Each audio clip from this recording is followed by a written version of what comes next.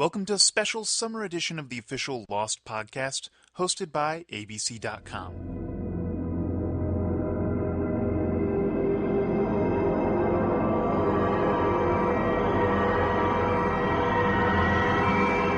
As promised, here's the audio from the Lost panel at Comic-Con 2007.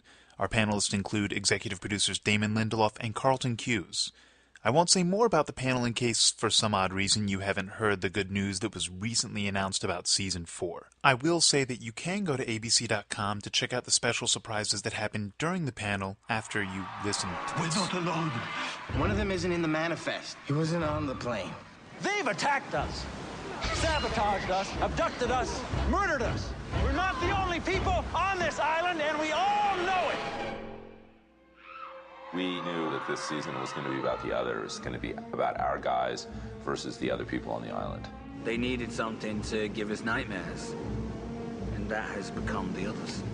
They seem to be a kind of a rebel sect. They are like us, but their survival traits are not necessarily like us. It seems that they're heavily funded, well organized, hiding some big secret that has ramifications for the whole world. It's getting even more and more cultish feeling.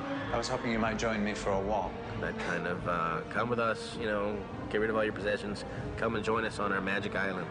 The place we're taking you to is special.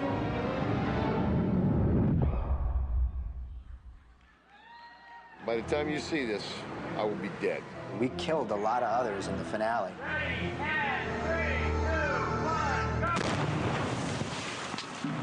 There was a lot of house cleaning going on. There's still a group that's moving for the temple, but Friendly is dead, and Isabel is dead, and Price is dead. Pickett obviously died earlier. Clue is gone. McHale is dead. So, in the war of us versus the others, we did pretty well in this sort of final tally. Tie him up. He's coming with us. I think we shouldn't forget the unsung others.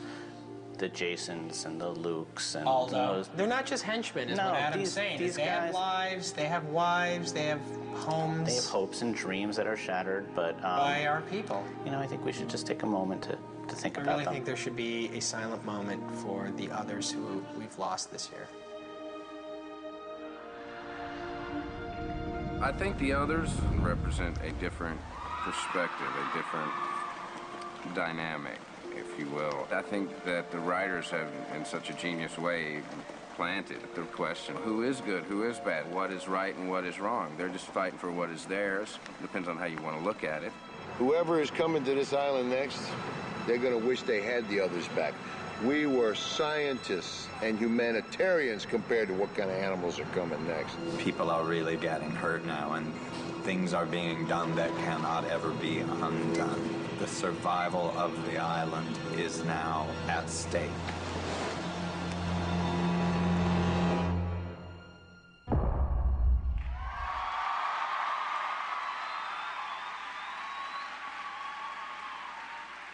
Welcome to the Lost panel for 2007. Are you guys ready? And now, introducing the famous voiceover artists from the Season 3 finale, the stars of the official Lost podcast, wearing pants and threatening to play the banjo, Carlton Cuse and Damon Lindelof.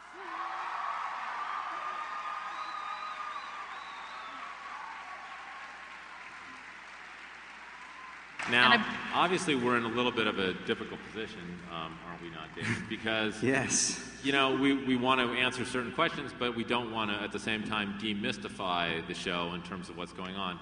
So we've actually constructed a little fail-safe device for ourselves here. And what we've done is we've brought these bells with us. Right. Cool. Here's the thing. Carlton and I, we're drunk, first off.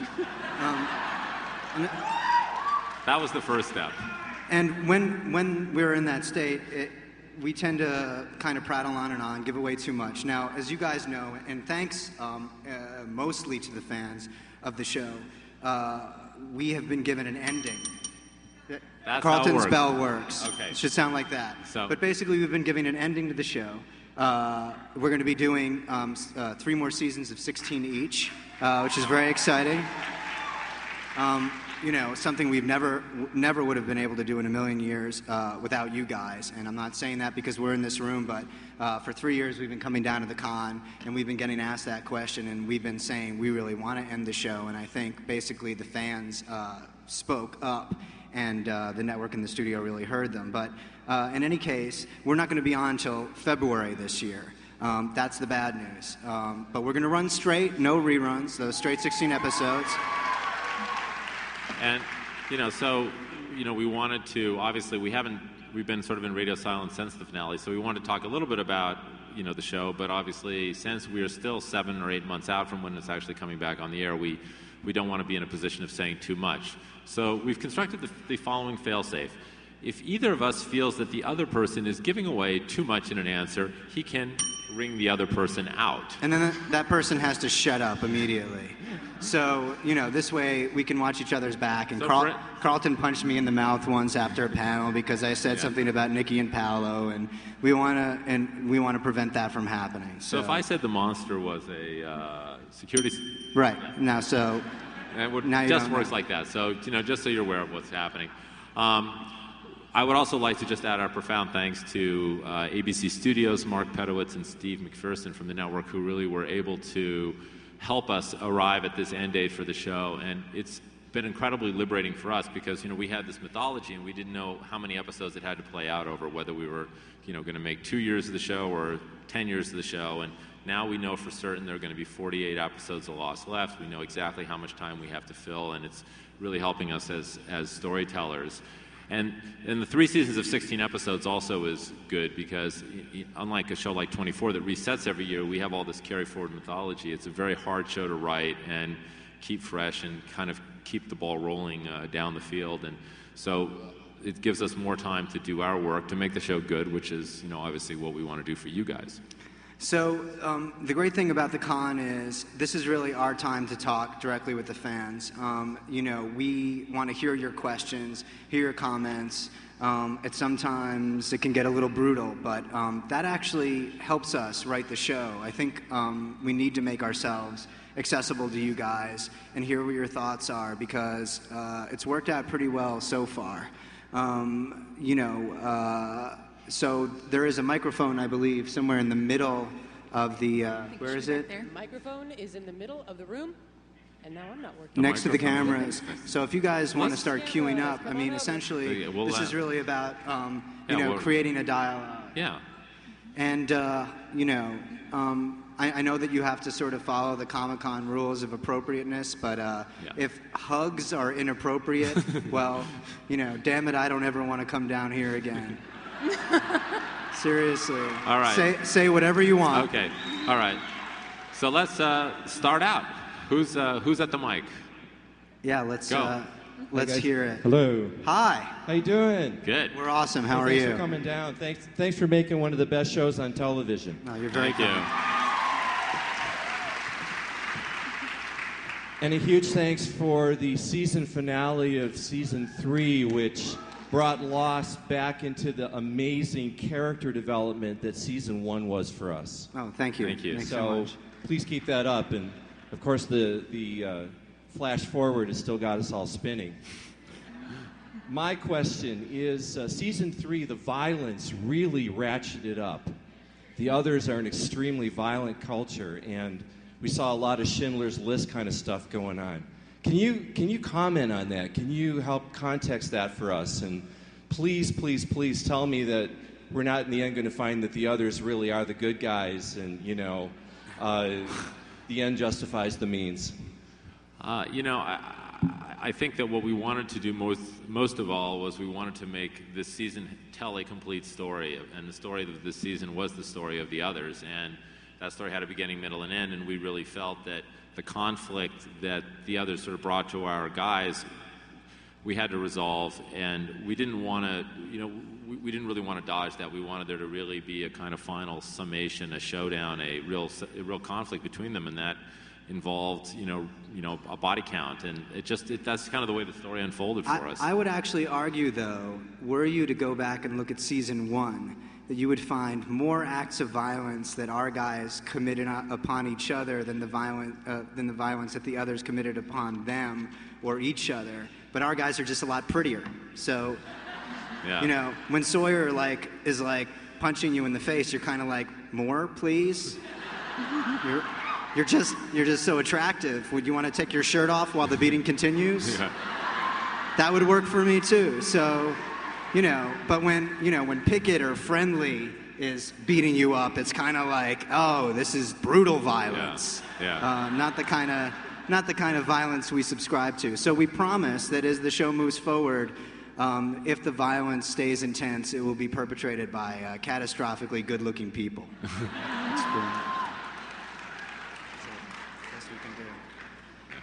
Next question, please.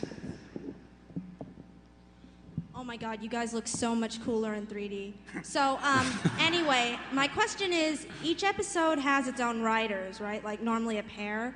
So how much of the content do they control over each episode? Does each writer say, okay, I want Hurley to run over this dude with a bus, and it happens? Or do you guys tell them, okay, you have to do this? Or is it everyone backstage just kind of agreeing on everything? It's kind of, you know, it's a real collective process. We break the stories in the writer's room, and it's this conference room, and it's got whiteboards on all the walls, and we all sit in there. This year there are 8 writers, including ourselves, and we work the stories out beat by beat, detail by detail. So a lot of those kinds of questions, like should Hurley run somebody over on a bus, are debated back and forth. And you know, I think really kind of the best ideas win out in the end, and the process of breaking the stories is very collective. And then we'd break off a couple of writers who will go write the outline and the script for that episode, sort of overseen by Damon and me. And they obviously contribute ideas, and the whole, but you know, really we try to view the writing process as very kind of collective and inclusive, and you know, so they can, you know, you can throw ideas in at any point in the process, but we really work really hard on the stories, and by the time the story is broken in great detail, pretty much all those kinds of details are worked out, so they really do get aired in the writer's room. And what's kind of interesting is every writer on the staff, and you know, our staff is you know, amazing, has kind of their own favorite character. They're a lot like you guys. You know, Eddie and Adam, the 2 guys who we saw making jokes about the others, the unsung others, have been on the show since the first season, and they love Hurley and they love Charlie. And all the minor characters. I mean, Eddie's always pitching, like, you know, Neil hey, Frogert, we got to do Neil Frogert's story. Got to do the like, you know. Neil Frogert is mentioned by Hurley in an episode in season 2, so we're going to get around to his story, you know, at some point. But essentially, those guys, in fact, Eddie pitched. You know, the VW van idea in the first place, and that connected into an idea that we'd already had for Ben having killed his own father, and we said, what if it was in that van, and we can set up that van in the middle of the season, and then he can go back to it later. So the coolest thing about the show is the way that the sort of big plot ideas that we have rolling forwards begin to fit in with sort of the cooler, more character-driven ideas that come along, and that's all sort of, you know, it's an amazing team, and we spend, you know, 10 to 12 hours a day in a room together writing Lost, and it's the best job in the world.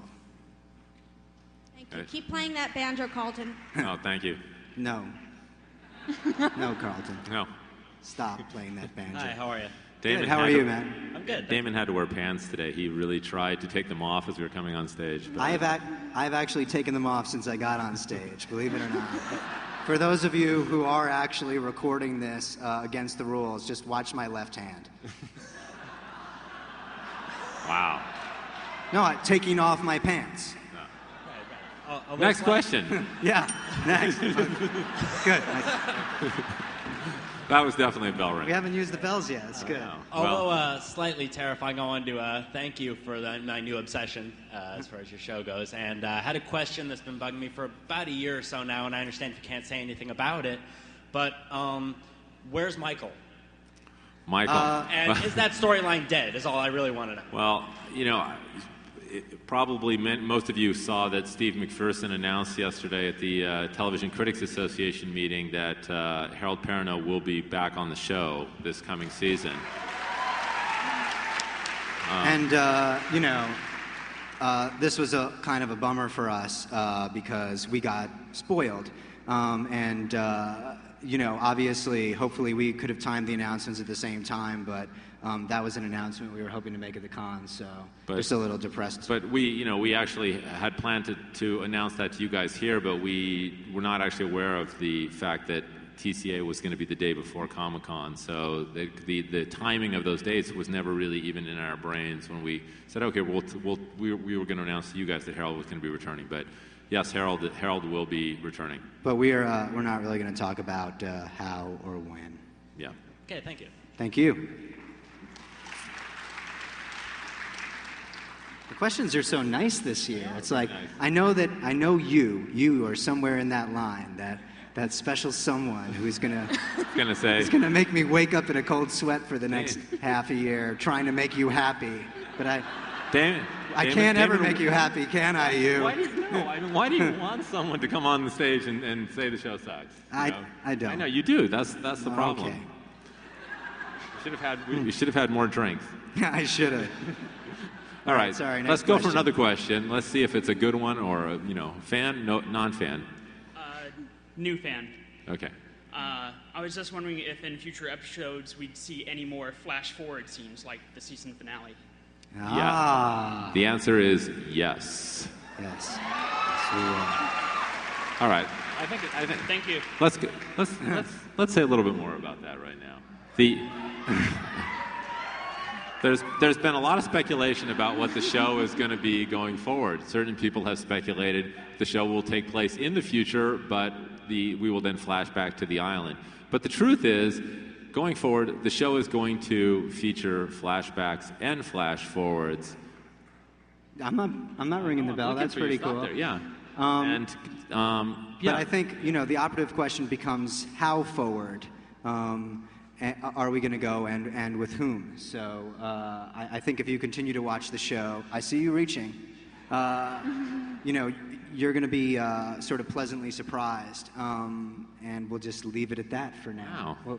We'll make them ask the question. Yeah, okay. I don't want to get wrong. That's true. Okay. Hey, what's Hi. up? How are you? What's up? I'm good. How are you? We're fine. Okay. How are you? Yeah, I'm fine. That's not my question. How's everyone else? Good? Right on. Okay. My question is, like, everyone in the island is always connected. I mean, you see Locke with Rose or, like, Sawyer with Jack's dad. But the one connection I was really surprised was with Jack and Claire being brother and sister. And I was wondering if they're going to find out in season 4.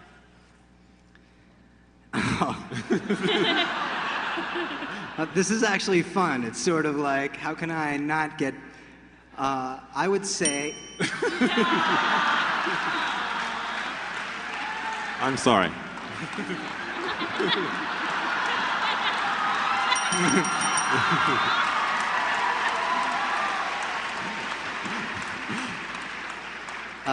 We didn't talk about that.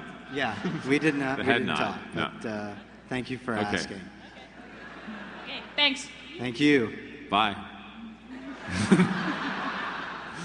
Hey guys, just have a question about the Dharma Initiative. Awesome.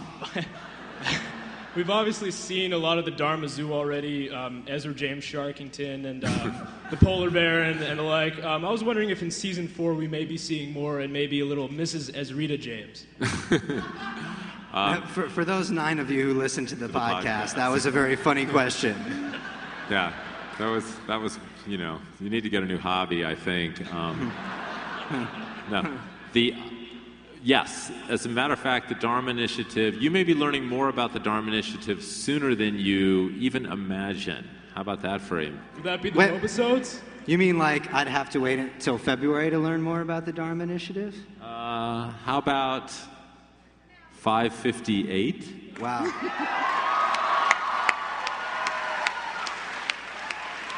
What's going to happen at 5:58, Carlton? Next question. Thanks. Thank you very much. My name's Paul. Hi. I wanted to know if you said there's not going to be any show till next February. Are there going to be any repeats from this season through to before then? And also, when is the season 3 DVD going to come out? Go ahead. The season 3 DVD is coming out for the holidays. I think it's the exact date. I'm not sure has been set, but it's going to be the end of November, or the beginning of December. And we are, As to reruns, you know, there are no plans right now to have the show on the air. I think the people who watch the show like to watch it sequentially, and ABC has a whole new schedule to launch. You know, they have a whole new Wednesday night and everything else. So we would be surprised if they actually reran any of season 3. But the DVDs will be out there, and I'm sure they'll do a very good job of. Plus, of course, you know, ABC.com, and we live in the new media, you know, world where you can see. I think the last 6 episodes are available at ABC.com. You can obviously buy the episodes on iTunes. And then you'll have the DVD. And Carlton sells them out of the back of his car as true. Well. It's a 1979 Chevy Impala. They're dubbed in Chinese, though, unfortunately. Yeah, exactly. The DVD is also coming out December 11th. December 11th? Mm-hmm. Excellent. Thank you very much. Thank you. We have a lot of the DVD folks over here, so. Thank you. Yes. All right. Firstly, I wanted to say Mazel Tov on your Emmy nomination for Best Writing, for the best season finale ever. Thank you. Thanks very much. Mazel Tov is Jewish for well done. Congratulations. I had a question about Ben in season 2. The first time we meet him, he's caught in Russo's trap. Did he actually get caught in the trap, or was that a deliberate... He did that deliberately so he could, you know, infiltrate the hatch? I'm joking. No, you can finish your question. And did he actually kill Henry Gale, or did Henry get killed when the balloon landed? Any answers you can give us? If we had to answer just one of those questions, which one would you choose? Ooh. The truth is, I bet you don't know it because you only wanted him to be in 6 episodes and then you expanded it. But I'm going to say... There you are! There we go. You don't know! You Trojan horsed me with your Mazel Tov! You made Damon such a happy man. My God, if we went through this entire panel and everybody was nice, he would be miserable. No, you make it up as you go, it's fine. All right, what answer would you like? I'd like to know if he actually got caught in the net deliberately, or was Ben just actually, you know, got caught? He got caught. He got caught by accident. By accident. Yes, he did not try to get caught in Russo's trap. Did he kill Henry? Did he kill Henry? See? The killing is a very broad term. I would, you know, they had words. Yeah. Okay. But we will be revealing exactly why Ben was headed across the island when he accidentally got caught. So. They just turned your light off. That's not a good sign. No. Thank you. Thank you very much. Hello. Hi. Hi. With the decision to end the series after a certain amount of seasons coming in the middle of the year, did that directly impact how season 3 wrapped up, or was that already on the docket from the get-go? May I begin? Oh, sure. Go ahead.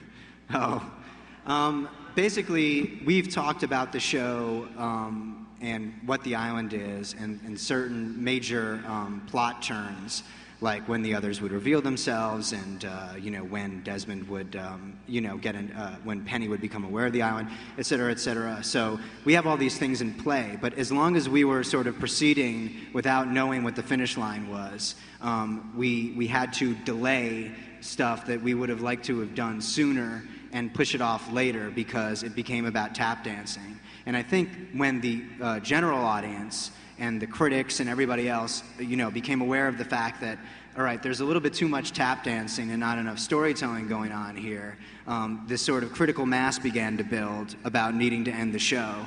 And then it was announced, okay, you know, they're going to let us do it. So one of the things that we have wanted to do for, you know, probably since the very end of season 1, Carlton and I sat down and said, this...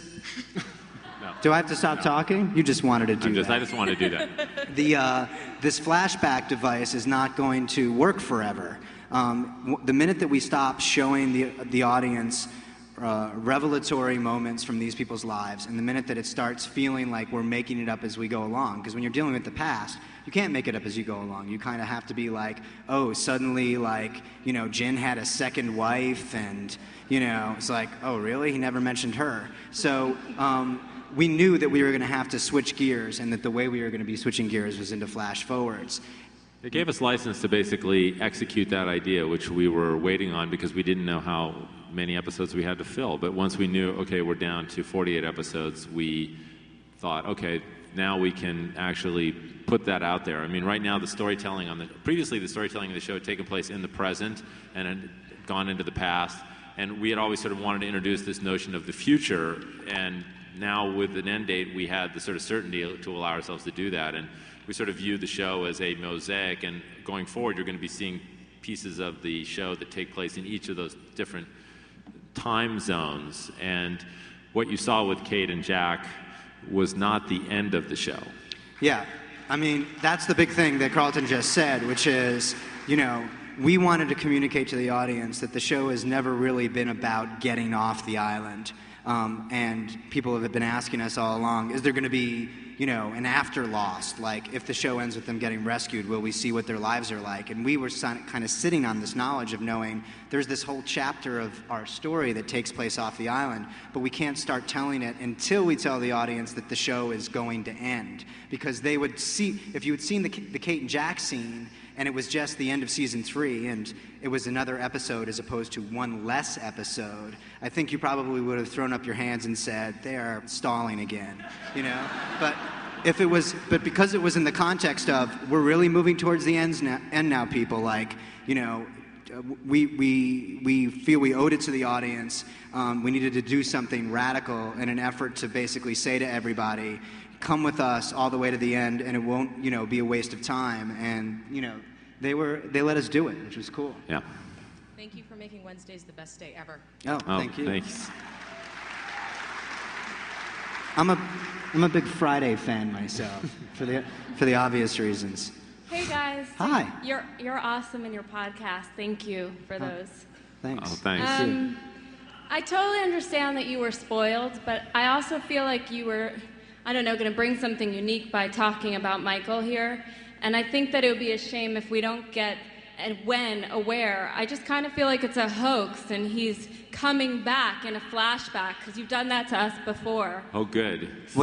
This is another fan of yours, Damon. What is I don't mean to put you in a cold sweat, but All right. I just think we need to know a little more. It's a little bit unfair. Oh, okay. All right. Well, you know what? Just give me a win or give me a win. All right. Okay. Enough. Don't Please. you guys agree? Please. Great. Okay. What does your shirt say? Dad. Oh, that's so sweet. Okay. All right. You know what? Let it be redeemed. We will. Okay. We will tell you everything you want to know about Michael. When. What? Did you ring your bell? I didn't ring a bell. Who rang that bell? I don't know. Who? Ladies and gentlemen, Harold Perrineau.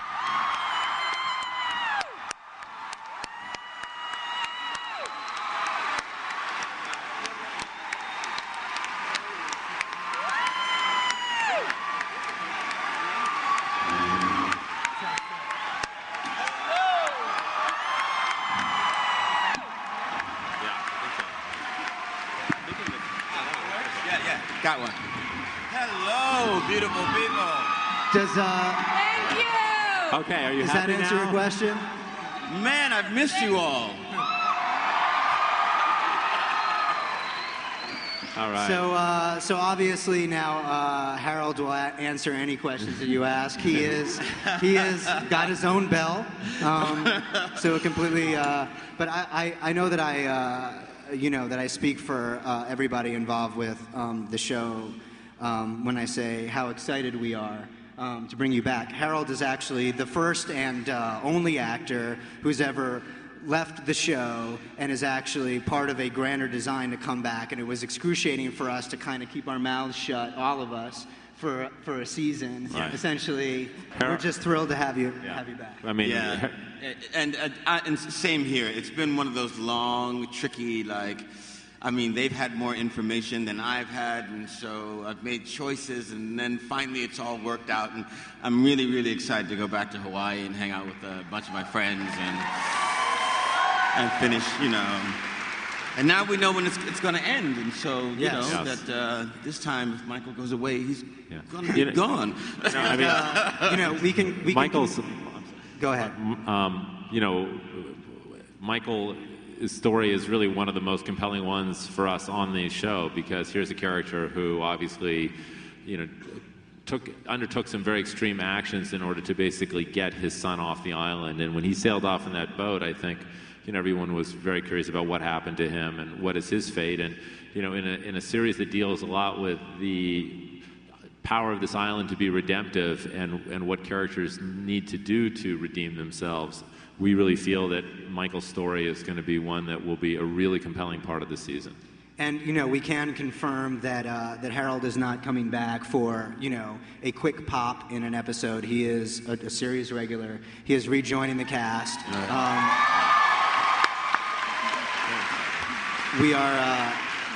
We're not going to tell you when, but it is going to be early in the 4th season, because I think the way that we're doing it is going to be fairly awesome. Yeah.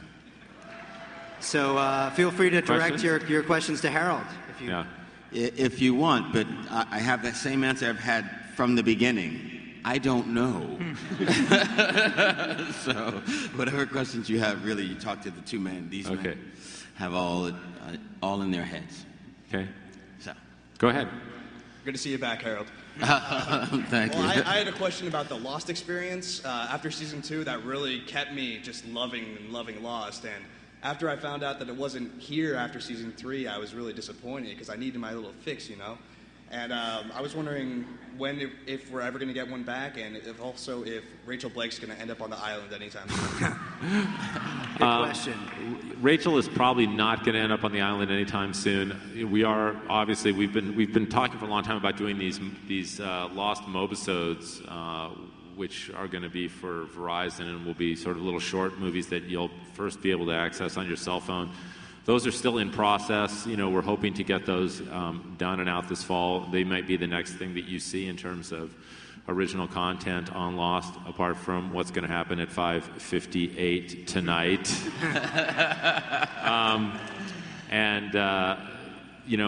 In terms of the Lost experience, we sort of felt it was kind of a mixed bag. I think, for the hardcore fans, it was very satisfying, but we had a hard time kind of making it work for a large audience. And honestly, we just didn't really have the time this year with planning out the show, with the whole announcement of the season ending, with everything else that was going on, to really engage in doing another Lost experience. But that does not mean that we won't do another one or revisit that between the other seasons of the show. It's really tricky because, we want to do stuff that is really, exclusive for the hardcore fans of the show, the people who really sort of pour their energy, their blood, their sweat, the ones, who are sitting outside this room for hours upon hours to kind of, right on. I know who you are. Okay, appreciate it. But, as a result of us wanting to do that stuff has to be in canon, We can't say like, oh, that had nothing to do with us, and therefore you wasted your time going through that Lost experience. So as Carlton said, it requires us to, kind of be in full creative control of that, and not at the expense of the mothership.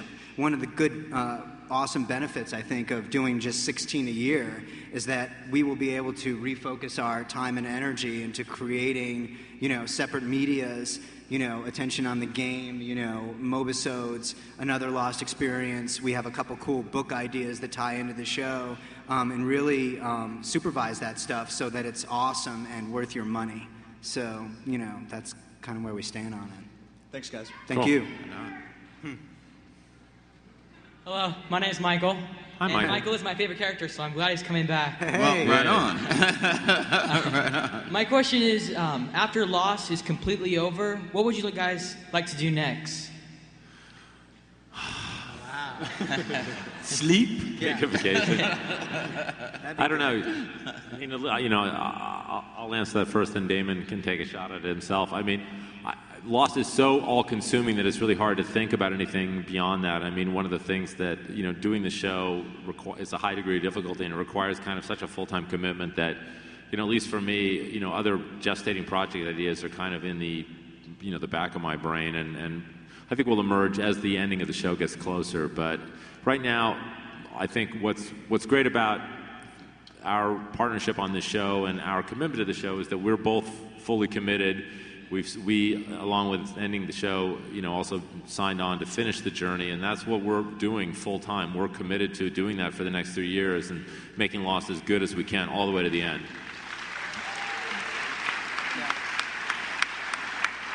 I think, there's, sort of a lot of amazing and exciting projects that have been kind of thrown, at Carlton and I and some of the other writers in terms of like, hey, do you want to go off and do this? Do you want to write this during hiatus? And, we can really just keep our eyes on the ball of the show. As you guys know, it's so complicated.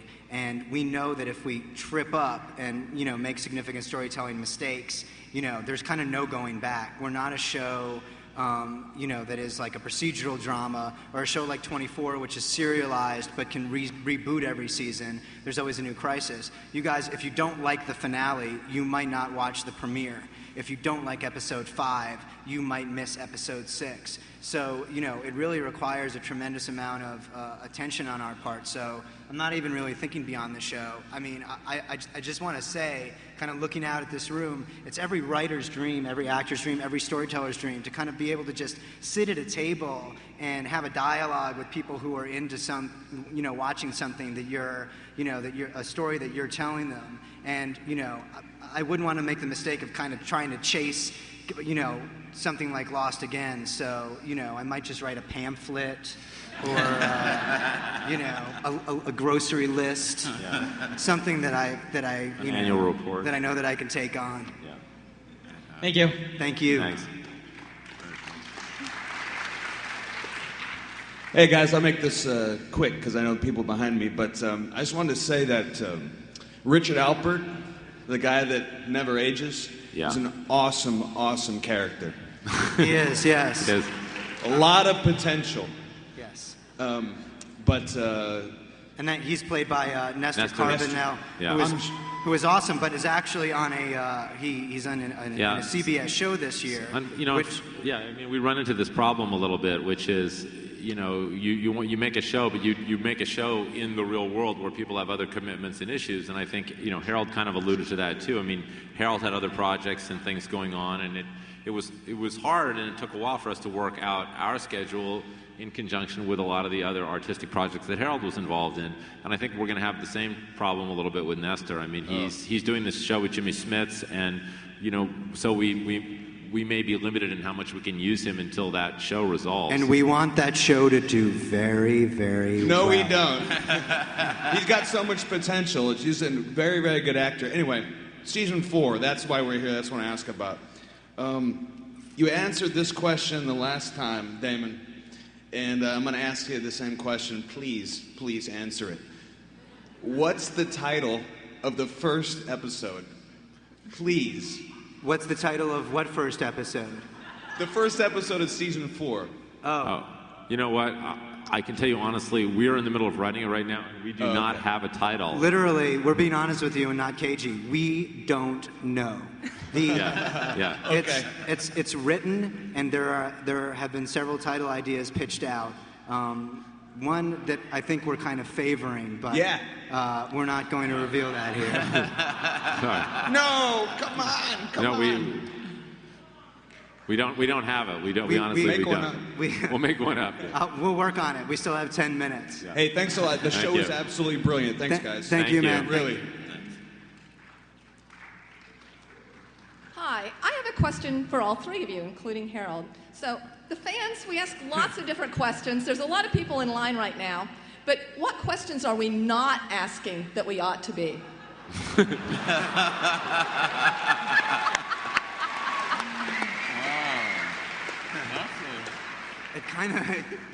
That's kind of a Mobius loop of a question. Yes. Whoa. Who's in the coffin? That's a good one. That's a good one.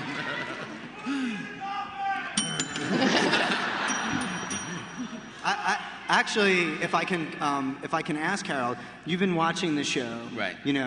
Since you left it, and obviously know just as much about it as I knew before. Who do you think's in the coffin, Harold? Yeah. If you had to make a guess, who would you say is in the coffin? Well, I mean, and this is just me guessing, and someone on I think online had blown up the article that Jack showed to Kate, and it said that he left behind a teenage son. So my guess is it's, the person with the son, it's probably Locke. It's good. It's good. It's just a guess. I don't know. I think a very educated one. I don't know. We'll wait and see if Terry reads this online. Exactly. Harold said I'm dead.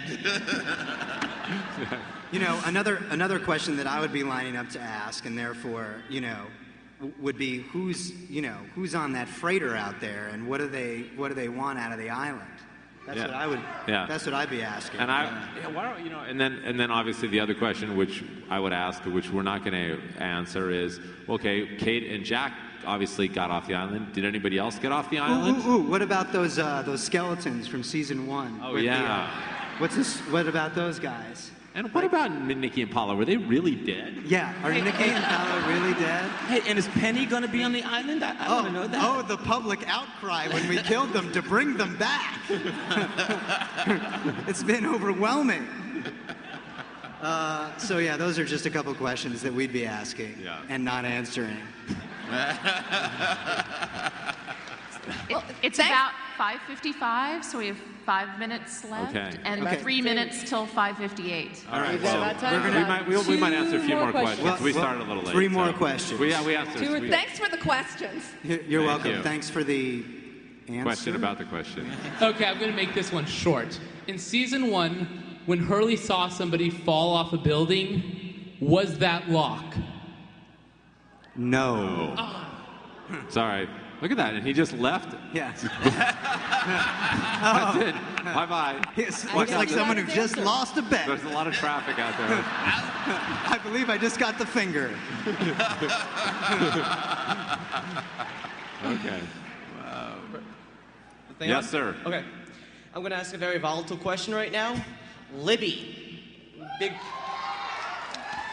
We were told we were going to get more of her in flashbacks and stuff, revealing stuff, and there's been a couple hints that she possibly worked for Dharma. It's been theorized online and stuff. What do you have to say about the absence of Libby, and are we getting more of her anytime soon in flashbacks like you promised? It is our intention to get to Libby's story this year, and we think you will be very happy when we actually do finish that. You're not barking up the wrong tree either with some of your speculative online questioning. Yeah. Okay. Thank you very much, and Excellent. keep writing. Oh, he gave you the finger too, but it was your thumb. It's a thumb. Hi, first I just want to say thank you for everything. And my question is, my favorite character on the show, or one of them, is Danielle Rousseau, and we've been getting hints of her story, and now, she's reunited with Alex. I just want to know, is she getting her own flashback anytime soon?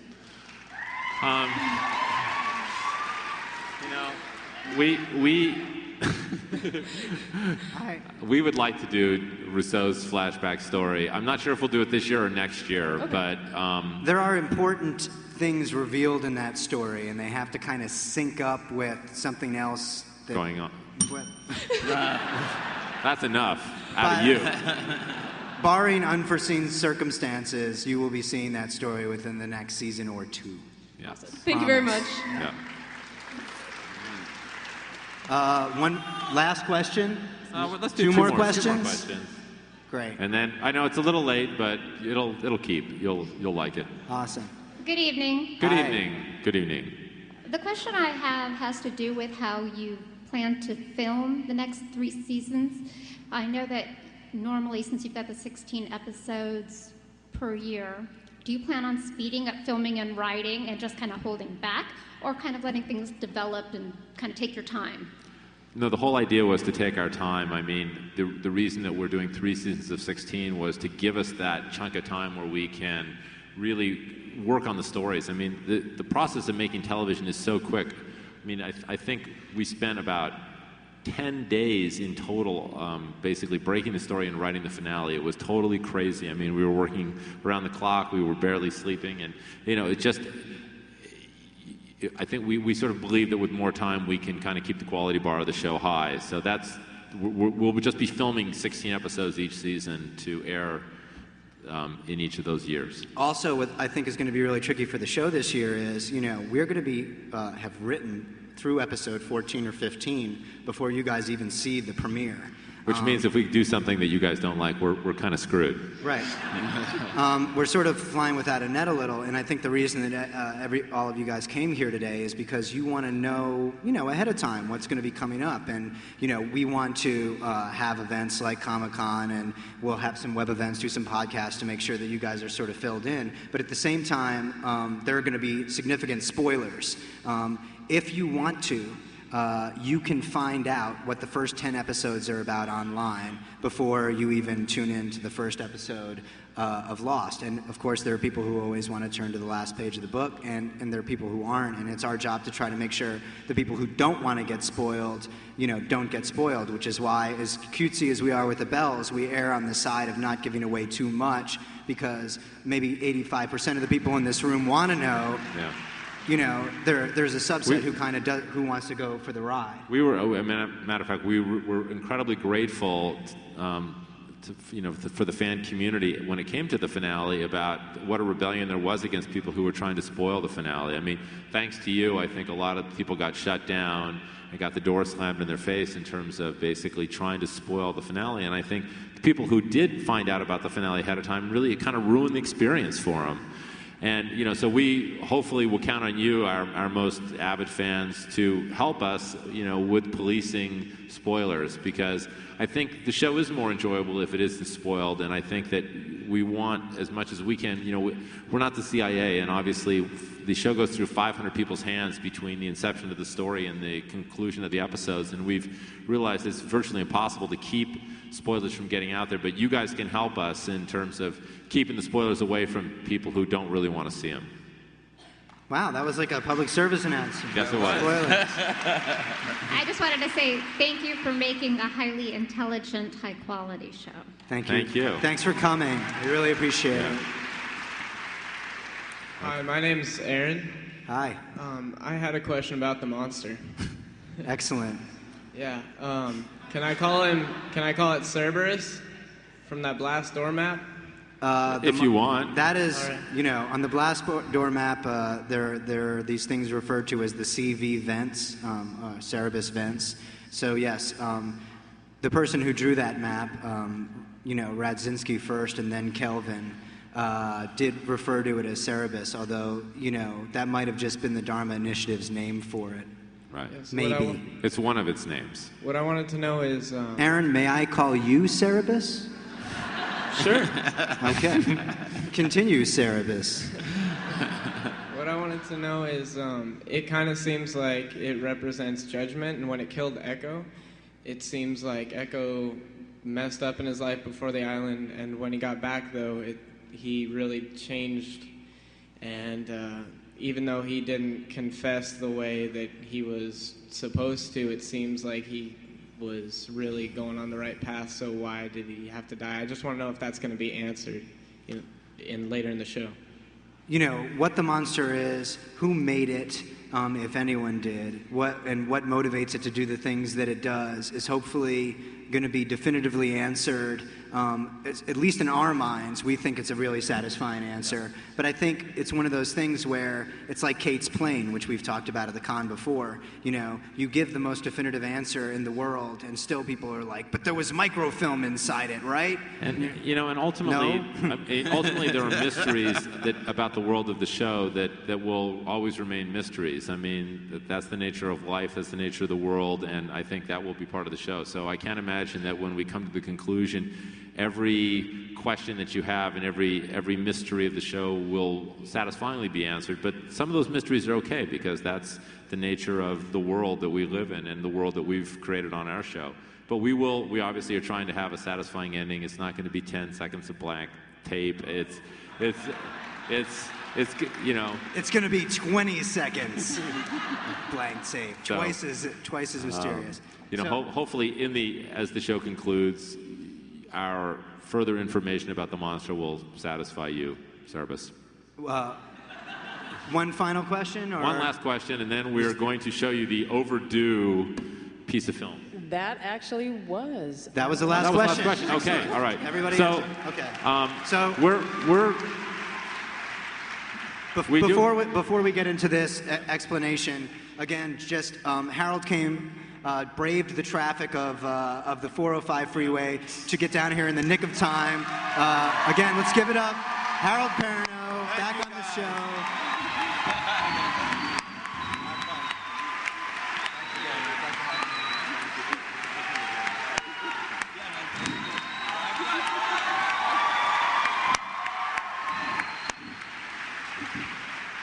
Okay, so so we didn't want to basically, since the Herald announcement was not completely revealed here, we do want to give you guys something special, something that no one has seen before, something that is absolutely brand new, and something that hopefully will fire your imaginations about what you're going to see in season 4. If I may interject, what was really tough this year is, we haven't started shooting season 4 yet. We don't start, in fact, for another 4 weeks.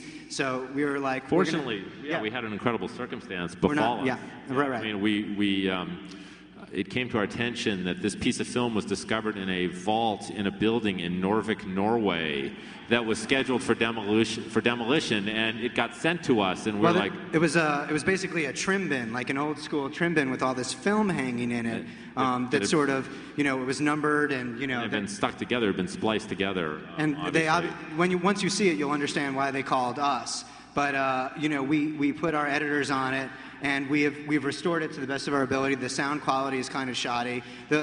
What it means, who knows? But we felt that we would share it with you guys first. But we're also yes, you guys will get a chance to see it first. But we're going to end with the film, so we want to say thank you guys so much for all turning out. It was completely awesome.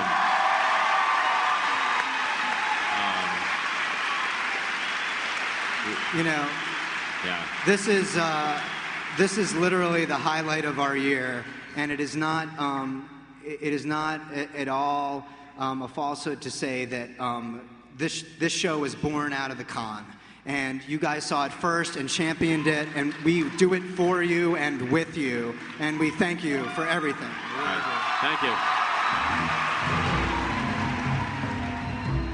That wraps up this summer edition of the official Lost podcast. You can go to abc.com to check out the special Dharma video that the guys were talking about during the panel. And stay tuned to abc.com and the official podcast for more exclusive Lost content in the coming months as we get ready for season 4.